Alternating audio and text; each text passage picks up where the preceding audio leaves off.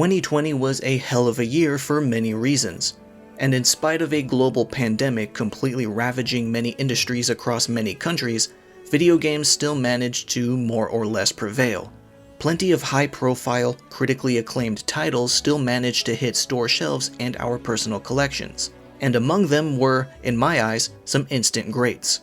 I finally got around to making my personal top 5 games of 2020 list, and I'm ready to share it with you all today. And I know some of you might be thinking, hold on, it's already March, why bother making it now? And the simple answer is, I needed some extra time to play games that had a good chance of actually making it onto my list. I'm a normal guy who has limited expendable income, so I can't just buy every single game that interests me the moment it comes out, because there's a lot of them. I create a mental list of games that I consider a top priority and tend to focus on them first, then play catch-up later in the year as best as I can. That's how these things go. But since this video is out, you can assume that I've checked off every game that seemed like a good contender. But before we dive directly into those 5 special titles, I do want to give a shout out to the games that I did like but didn't make the final cut, my honorable mentions.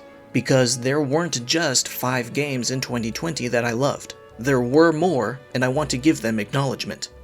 First is Tony Hawk's Pro Skater 1 and 2. Quite possibly the best remake of these two 90s classics we could have possibly gotten. They're ridiculously fun and maintain the spirits of the original games while also bringing some much needed quality of life changes that would have otherwise dated them if left out. Vicarious Visions did a fantastic job bringing these two beloved gems into the current day, and I am very pissed off that they were subsequently absorbed by Blizzard as their reward. But regardless, I still hope that a remake of other Tony Hawk titles, especially Underground, happen and get the same treatment with the same amount of love and care. My second honorable mention is Devil May Cry 5 Special Edition. In my review, I did give this game some criticism for lacking in truly new content, as it just offers things that every DMC fan expected it to have: Virgil, Turbo Mode, and Legendary Dark Knight difficulty. But I can't deny that I just love this game from top to bottom. The original release was my 2019 Game of the Year, and while Special Edition's quote, new content might be recycled from previous Special Editions, there's no refusing how incredibly fun they still are. One of my favorite games from last generation got better, and I can't just ignore the fact. It was a blast back in early 2019, and it's an even bigger one in late 2020. Simple as that. But it's still mostly the same game, so I can't just chuck it into my top 5 in good conscience anyway. My third honorable mention is Demon's Souls. While some may heavily disagree with some of its aesthetic changes, I still found this remake to feel like the original experience I look back on so fondly, but this time with the breathtaking visual fidelity that its world deserves. Sony made the right choice in making this a launch title because goddamn does it truly utilize every conceivable feature on the PlayStation 5. The haptics, the triggers, the 3D audio, the blazing fast SSD, and general graphical processing power. It all comes together to create the most tangible Souls experience to date. Its only real weakness, in my opinion, is Bluepoint's refusal to commit to more important quality of life changes, like a way to respec, instead of making you do some tedious workaround that accomplishes the same thing anyway. Regardless, it's an amazing new way to play the game that started it all. My fourth and final honorable mention is a pretty tough one. I seriously had to struggle over this being an honorable mention or fifth in my final list, but I leaned ever so slightly towards the other game, so this one is here. And it's Hades. This little star is a heavy hitter in many respects. It has a drop-dead gorgeous art style, fantastic characters, great voice acting, solid combat, lots of worthwhile rewards, skills and boons, and a slick soundtrack. There's a lot to enjoy here, and it really begs you to replay it over and over and over again with its effortless charisma and high number of methods and tools you can use to climb from the depths of the underworld. Hades was Game of the Year for quite a few people, and it's very apparent as to why. And this concludes my honorable mentions. All great games in their own respects, a couple with some glaring weaknesses, and a couple who are strong pretty much all around. But at the end of the day, as great as they are, I still had a preference for 5 other titles. So without any more stalling, let's dive into them. Number 5. Doom Eternal.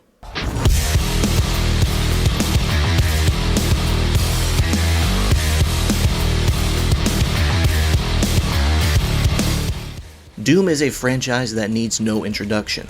It's a legendary name not only in first-person shooters, but in gaming in general.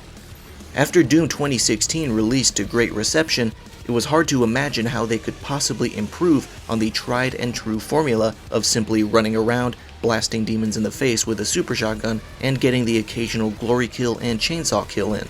Then its sequel launched after almost 4 years and 1 delay, and the answer was provided, by giving players even more toys to fuck stuff up with, and even more mobility to help you. Doom Eternal has one of the most addictive combat loops I've ever played in a first-person shooter. It was like crack to me for a good couple weeks. It was a decision that was met with some pretty strong pushback from those who dislike the idea of Doom's classic simplicity becoming complicated, and some especially hated the idea of Doom having platforming sections. But I absolutely think those two decisions were 100% the right moves. I'm not always one for adding more to a game's standard gameplay procedure for the sake of it, but Eternal knew exactly what to add and where for maximum impact. Finding a way to squeeze in more glory kills, chainsaw kills, flame belches, and freeze grenades to be as an efficient and brutal demon slayer as possible is very gratifying. Then you have BFG shots and crucible slashes to consider for when shit really hits the fan and the big boys show up to make things really tough. I thoroughly enjoy the kinetic nature of the game and how it pushes the player to make important decisions on how to dispatch foes based on remaining resources. It kept me on my toes without necessarily being a constant nagging voice in my head distracting me from having fun. As for the platforming, I think it felt incredibly smooth. I like high mobility in fast-paced games. I love doing ground dashes, air dashes, dodge rolls, quick climbing, wall running, double jumping, sliding, grapple hooking, and more. And Doom Eternal gave me a lot of those, to use both in combat and out of it. I found the platforming sections to be very adequate and fun resting periods between battles, but they also kept my fingers ready and nimble for the next encounter. I have a lot of admiration and respect for id Software for deciding to do more with Eternal and not just rehashing Doom 2016's simple but effective gameplay. It's a sequel that truly sought to expand on what the original offered, and I think they achieved that, and discovered a new style of combat that can carry the modern iteration of this franchise for more games to come. And while gameplay is of course a very important aspect of a Doom title, there's still more in here that's praiseworthy. The incredible music, the fantastic level design, the design and function of weapons that have a ton of personality in themselves, the enemy design, and just overall remarkable aesthetic. Also, the map. I'm a habitual map opener in games that give you one, and Eternal's map is one of the most thorough and useful in-game maps I've ever used. Some missions had a bit of a risk of running over long, and if you didn't enjoy a specific one, you may be turned off from doing it again due to its length. But the game at least gives us an in-mission fast travel system so we can go back to previous areas and clear them out of secrets before we hit the finish line. Then there's the story. For once, a Doom game goes into incredible detail about its universe, with a massive amount of world building you would miss if you never opened the codex. Doom Eternal is just chock full of thoughtful game design that helps elevate the Doom experience, much to the chagrin and denial of some who insist that the series' old simplicity is the only proper way to do things. If there's one missed opportunity here, it's the online modes. Battle mode is interesting on paper, letting you control one of the bigger, badder demons to fight another player controlling the Doomslayer, but it's just not as gripping as a good co-op horde mode would be, or even just a classic arena-style multiplayer developed by id themselves. Still, overall, this is an amazing video game, one that prides itself in just being as over-the-top as possible and really fun.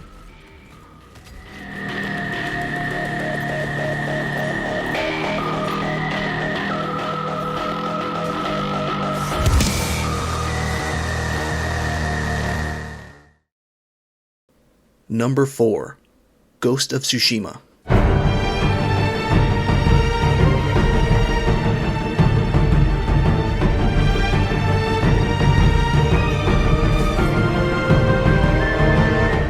Granted, there's not much beyond its breathtaking aesthetic that makes Ghost of Tsushima particularly astounding, but it's simply a very, very competently made game in every facet.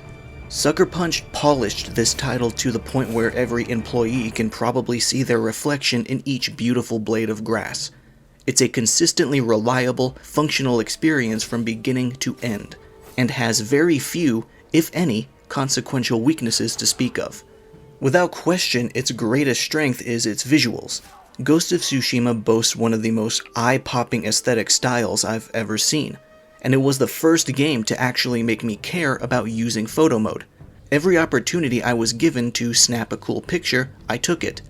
And thanks to its intuitiveness, it takes little time to learn how to capture some truly jaw-dropping shots at almost any random moment. The color of this game's detailed, handcrafted world is vibrant and striking. The dense foliage and particle effects constantly swaying in the breeze provide this sense of life in the environment, and the wind itself acting as a guide to point you in the right direction for your mission is one of the most immersive ways to assist the player I've ever seen.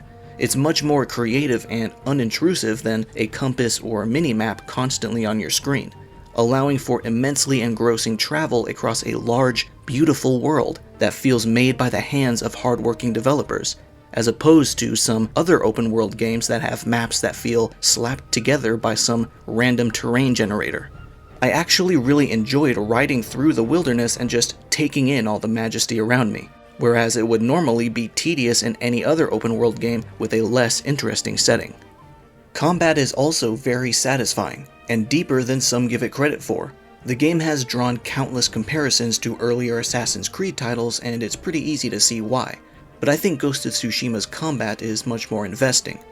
Not only does it feature a large amount of tools and ways to approach your enemies, but the stance system adds more ways to increase efficiency in cutting down hordes of Mongol foes. And one aspect that some people overlook is the charm system. Thanks to small stat-increasing equipables, you can create actual, genuine builds to switch between depending on the situation, or to stick with for the entire game. By combining armor with the right type of charms, you can become an unkillable brick wall with constant health regen, or a highly aggressive monster with infinite resolve, or an unseen shadow that can chain a ton of stealth kills together in a short amount of time, and more.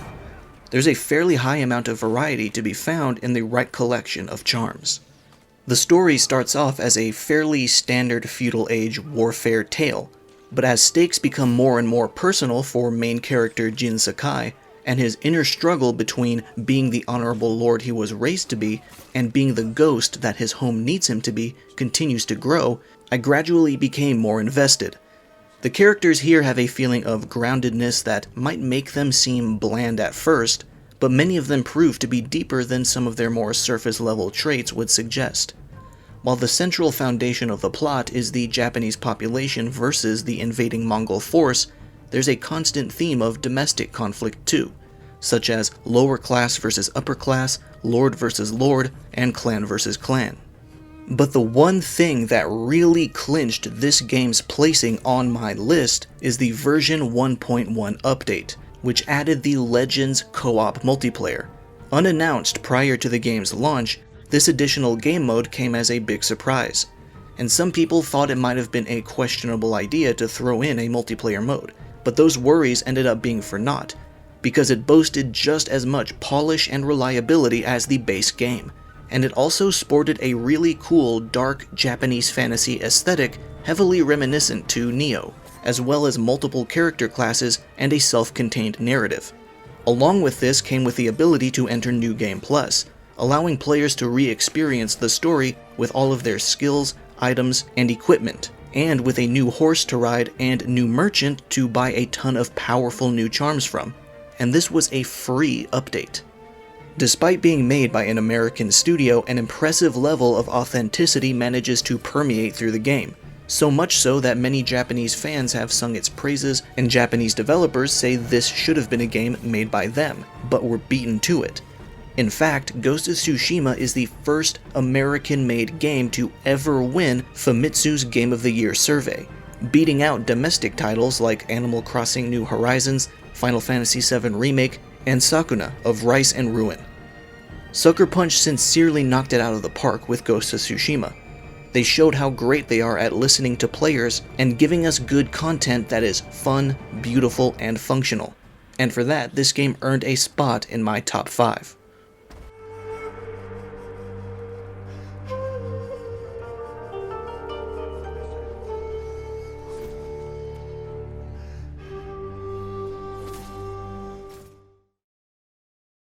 Number 3.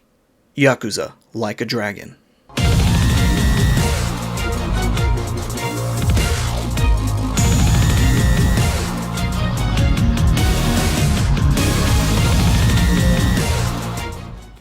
Ryuga Gotoku Studio had a hell of a track record when it came to their flagship franchise, Yakuza. But with this 7th main installment, technically 8th, a brand new main character was made to lead the series, and a new city was constructed to be its virtual home for the foreseeable future. But the most publicized change was gameplay. The Japanese studio decided that with a new franchise lead and new main city, new gameplay should be introduced as well. Thus, they veered away from its traditional beat-em-up combat, spun the wheel of genres, and landed on turn-based RPG, which was thematically relevant as the new main character, Ichiban Kasuga, is a canonical fan of Dragon Quest. Obviously, this change was met with no small amount of reluctance from longtime fans, but once the game finally released and reached our hands, we could all breathe a sigh of relief and know that the future of this beloved series was still secure. Like a Dragon is quite possibly the most successful franchise genre switch in video game history.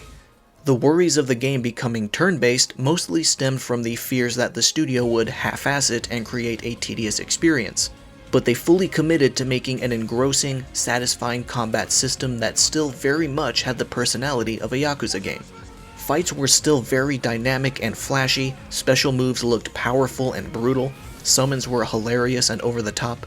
If I'm being completely honest, this is probably the best that combat in a Yakuza game has ever been. As much as I love this series with every ounce of my being, I almost never found its beat-em-up combat to be particularly noteworthy, except in 5 and maybe 0. In some cases, the average turn-based fights in 7 went by faster and smoother than real-time fights did in previous games. RGG Studio didn't laze around and opt for the most bare-bones system they could barely throw together. They went all in to make a combat experience worthy of the Yakuza name. While the turn-based gameplay was fantastic, probably the strongest aspect of Like a Dragon was just sheer content. The series is known for stuffing as much entertaining side content as possible into each game, and this entry is quite possibly the best at it.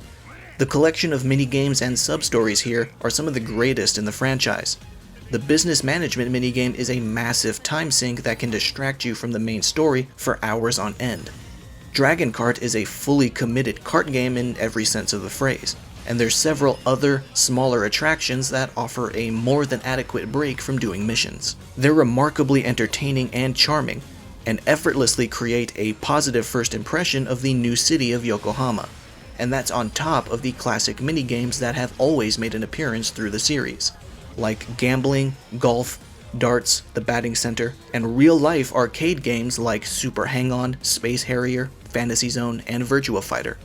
Just as always, the world of Like a Dragon feels alive with things to do at any given moment. Its vast variety of side content is a splendor of choice, more so than ever. I just wish the Hostess Club Management minigame was back because that was my favorite in the entire series. And then there's the new main characters, specifically Ichiban, who had gigantic shoes to fill as the new face of the franchise following the famous Kiryu Kazuma. But instead of trying to make him some sort of subpar Kiryu clone, or even some lackluster pastiche of other notable characters, RGG Studio gave Ichiban a brand new personality that's almost the total inverse of our previous hero, right down to the swapped colors of his outfit. Ichiban and his teammates, Nanba, Adachi, Saiko, Han, Zhao, and Eri are all incredibly lively, likable individuals who always shine when they have the chance to speak.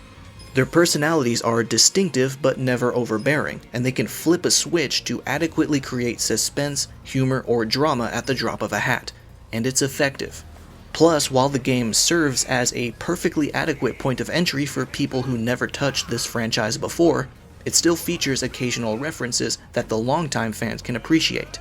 There's something here for everyone. This game may have made a drastic genre switch that might have alienated some of the more purist fans into ignoring it, but honestly, it's their loss. I can say that I understand their decision if they just don't enjoy turn-based games, but it doesn't change the fact that they're missing out on probably the best game in the series, and I would even go the extra mile to say that shifting to turn-based is an overall improvement to combat, because it feels like more passion and thoughtfulness went into it than they did in the beat-em-up gameplay of most of the other games. A bit of a spicy opinion, I know, but it's how I feel. Yakuza Like a Dragon was for sure one of the best and most imaginative games of 2020, and it deserved more recognition than it actually received.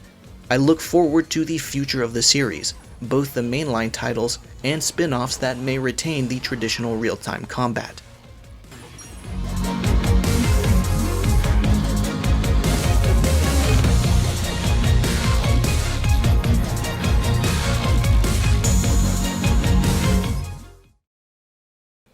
Number 2. 13 Sentinels, Aegis Rim.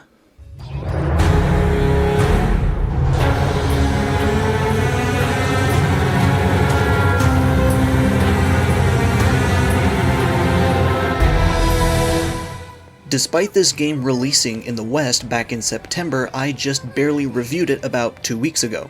And yes, it is the primary reason why I held off on making this list.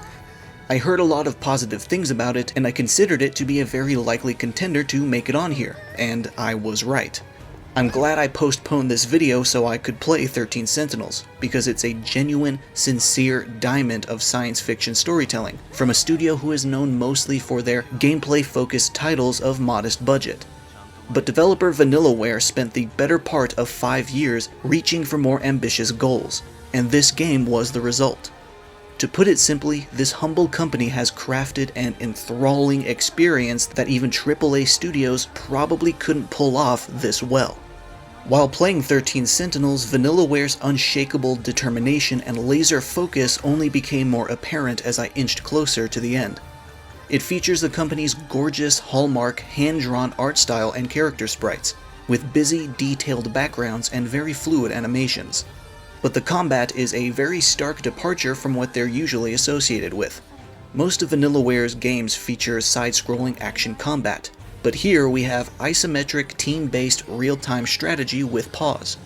As a mecha game, every character has a unique machine, divided into generations with their own specializations.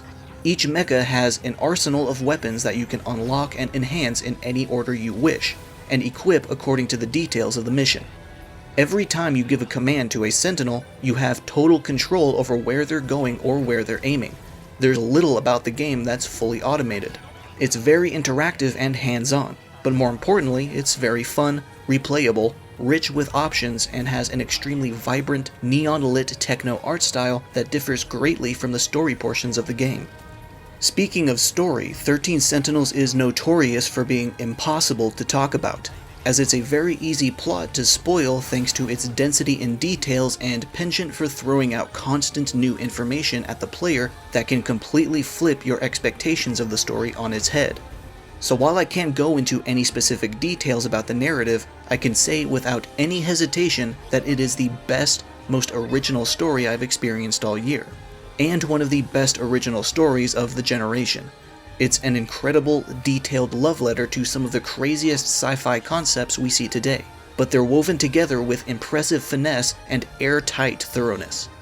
A plot as ambitious as this can easily go wrong, but Vanillaware manages to sidestep such an accident and offer us something that is complex and layered, but still coherent and investing.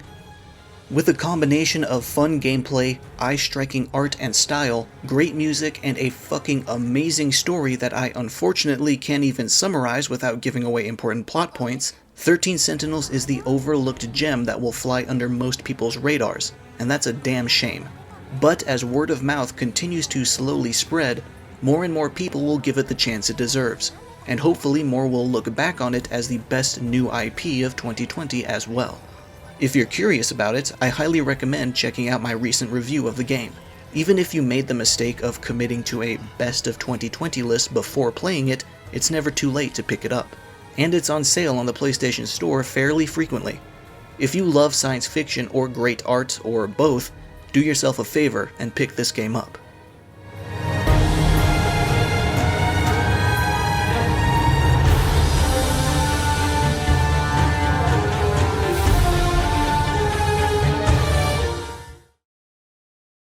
Number 1. Final Fantasy VII Remake.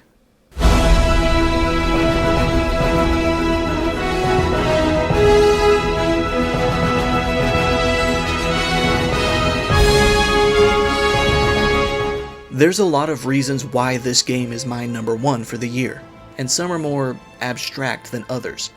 As a video game, I think it's fantastic. It's beautiful to look at, the music is astounding, the world is engaging, the characters are likable and multi-dimensional, the combat is fun, and the plot is deeply and widely expanded on while still being as engrossing as it ever was. It's seriously a milestone within this industry that a company could go back and remake their 23-year-old classic that's held to an almost deified status and still manage to meet most people's expectations of it. It did spawn a lot of detractors and arguments about what the word remake means, but as I've already stated in my 2020 The Year of Video Game Remakes video, I think a remake should always take the opportunity to make changes, preferably by adding more depth to its mechanics, characters, and setting. And that's exactly what Final Fantasy VII Remake did. It's not just the graphical fidelity that's improved. The real-time combat with slowdown is more investing, and Midgar feels more lived in than ever thanks to many areas getting expanded on when they were once merely 1 or 2 screens in size or even just implied to exist. Even the soundtrack takes old tunes from the original and gives them more scale, power, and a modernized sound while still maintaining their melodies, moods, and tones. And the characters, man, don't even get me started on how fantastic all the main characters are. They all sound and act exactly like I imagined them when I first played the original game, and their interactions between each other give such incredible insight to their personalities and pasts that the original game never got into. I could sing the praises of any other aspect of this game, but if the characters were bad, then it would have all been for nothing. But they're amazing. There isn't a single semblance of a doubt in my mind that the team who made this game sincerely loved the source material and wanted to do as much right by it as they could while still delivering something unique in its own right. But there still persists an air of familiarity permeating throughout the entire game. To be frank, I think that if this were a one-to-one remake that many purists wanted it to be, I wouldn't be as impressed with it. In fact, it might not have even made this list. It takes a metric ton of balls and even more competency to take such a respected title and transform it into a larger, long-term, multi-part saga with some daring plot changes without evoking the uncontrollable fiery rage of the entire fanbase as a result. Matter of fact, a lot of content creators I watch who lived and breathed the original game and held it as one of their all-time favorites walked away from a remake loving it. This remake is a 23-year-old story that many of us have played or heard about countless times, and for once, we're unsure of where it's going. For a lot of people, that's scary, and I understand why. But for me, it's exciting. I'm intensely curious about the future of this remake series, and I wouldn't be feeling this way if we got the beat-for-beat remake that some anticipated. It would have been a single game that everyone played and said to themselves, yeah, this feels like the exact same game I played in the 90s, but with better graphics. Cool. And then probably never thought about it again. That's boring to me. It might have pleased people who wanted Square Enix to play things safe, but it wouldn't have left a lasting impression on me. and a lasting impression is probably the biggest reason as to why this game is my number 1 of 2020.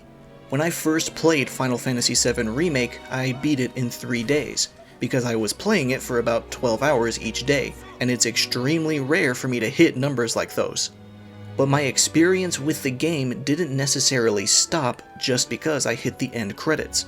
I did replay it to an extent, sure, but I did more than that. I went online and watched other people play it. I saw other people's reactions to this game, particularly their emotional expressions when glimpses of their childhood came back to greet them. I read and listened to a lot of fan theories, some tame and probable, some crazy and not probable at all, and others crazy and shockingly well supported.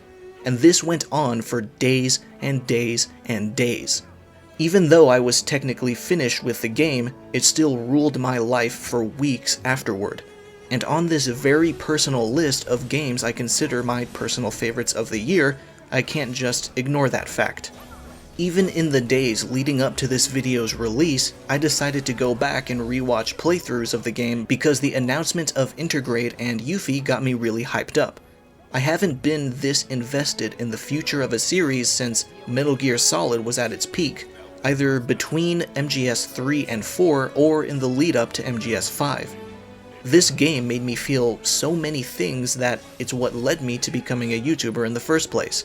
My first video is a review of it, and my second is a spoiler discussion. And I made them because I just had so many things to say about the game, and I wanted anyone to listen to me, because my friends were probably getting exhausted with me at that point. In my opinion, the ideal remake isn't one that still stands behind the original, overshadowed by the power of the surrounding nostalgia. Instead, it stands next to the original as a different but equally worthwhile experience. Or, in some cases, where the original wasn't so good, the remake is ideally the superior one. The remake saga will continue to get complaints about being, quote, turned into Kingdom Hearts, despite all compilation content already being out and mediocre before Kingdom Hearts even turned into the narrative mess that it's known as. But I see Remake as a chance to finally converge those stories, make better sense of them, and place those themes, concepts, and characters in an experience that's actually really good. There's obviously a big chance of Part 2 ending up subpar. I have no problem admitting that. But that doesn't change how much my imagination is racing and will continue to race up until the day it's in my hands. And if it's even halfway as investing as Part 1, then the process will repeat for Part 3.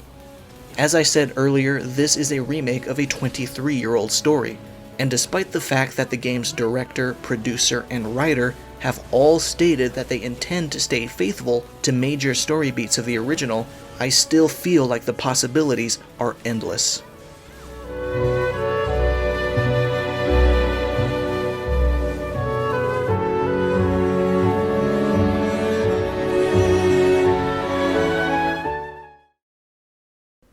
Welp, that's everything. This concludes my top 5 games of 2020. It was a big year, and admittedly I didn't get to play every single talked about game because, as I said, I'm a normal guy with limited money to spend. I'm sure some placements or exclusions will be controversial, but hey, this is supposed to be a personal list, and the results you saw are basically my gut feelings. If I were to try to be, quote, objective, then my list would probably be switched around a bit. But make no mistake, every game I talked about here is great, and I wouldn't be surprised if each of them found their way into at least one person's heart as the best game of the year. 2020, despite its low lows, still managed to be a great year for video games, and I'm looking forward to what the rest of 2021 has to offer. Thank you for watching, and I'll see you around.